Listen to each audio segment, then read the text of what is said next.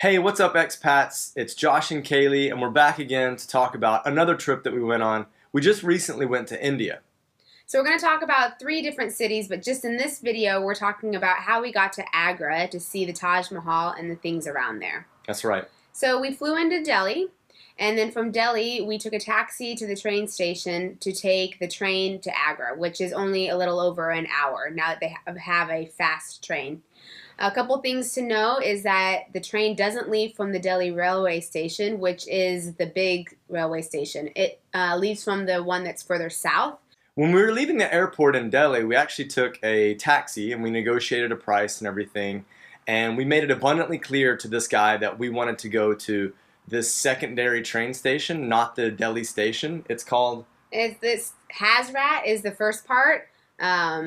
You'll have to look it up. We'll put it down here on exactly the name of it. We're trying to pronounce it. Yeah. Smart. So this guy that kind of hooked us in while we were coming out of departures, he walked us then to a taxi that I guess one of his mates was running, and they had a little conversation. We went on our way, and we thought, okay, this was pretty easy, nice and simple. And then we get going, we have our GPS out, and we realize like we're not really heading towards the right train station.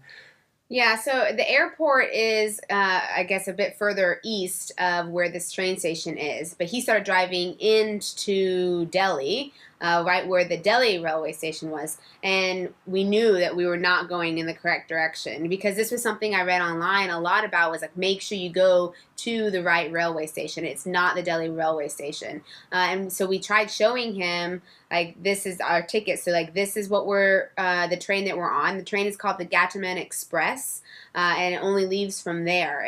It stops in Agra and then goes one more place. So it's an express train. So it only leaves from this station. And we were hoping that he knew that, but his English wasn't very good, so it was a little hard for him to understand what we were trying to say.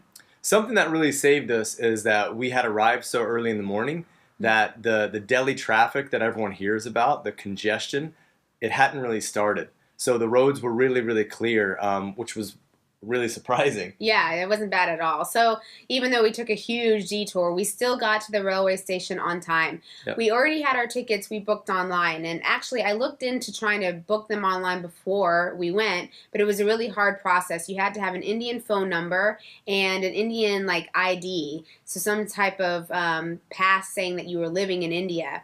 So I contacted our hotel in Agra, and they booked them for us. I would highly recommend doing that because it was really hard to figure out how to book them and how to go about doing it. So even if first I thought I'll just use the hotel's phone number, but I still had problems. So the hotel booked for me, which was great. So I would recommend doing that. We went ahead and did the executive class. It's the highest class you can get for the train, and it's about $23 USD. The train ride's about a little over an hour, and you get a meal with that as well. Yeah, the train includes breakfast, it includes air conditioning, which is nice, and dedicated butlers, I guess, a butler service. Yeah, it's actually really nice. It was comfortable, the seats were comfortable. So for $23, it was totally worth it for us. The meal was pretty good. A lot of the stuff was packaged, so we felt like it was safe.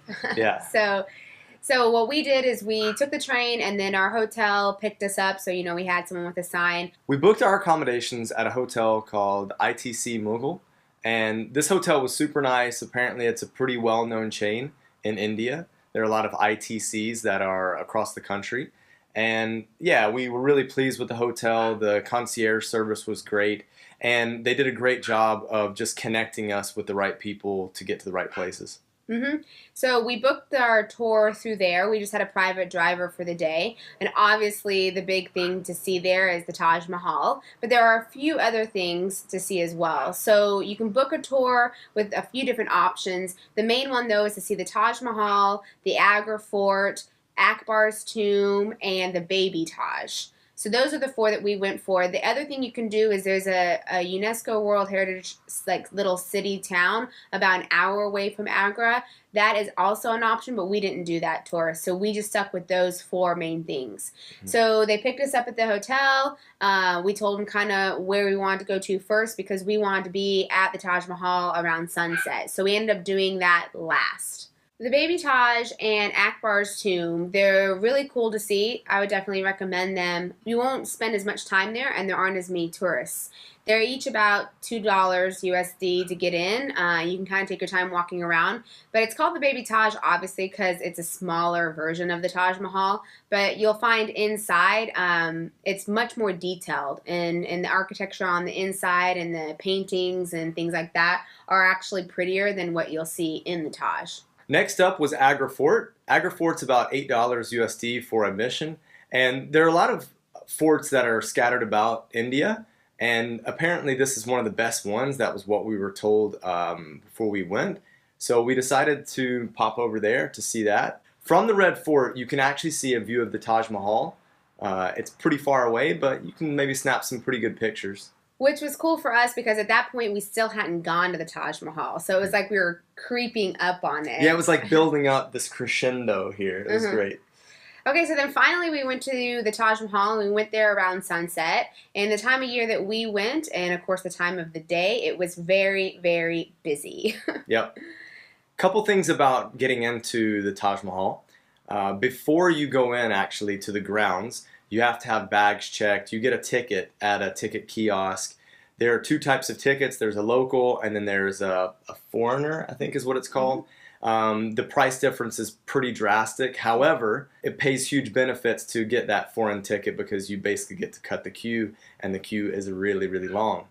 I will recommend to people that you make sure that you follow exactly what the restrictions are behind the different items that you can and cannot bring into the grounds.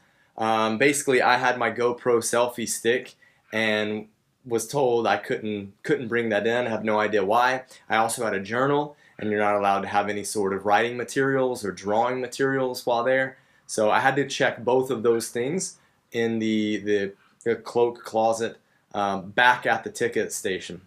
It's free to check them in, but of course kind they of. want a tip. Yeah. Everywhere in India they want a tip. The drastic price difference is for foreigners, it's around $15 USD. For Indians, it's like less than $1. It's like cheap. 50 cents. Yeah, but they do have to wait in much longer lines. There's just more of them that are there to see it. So it is definitely worth the $15.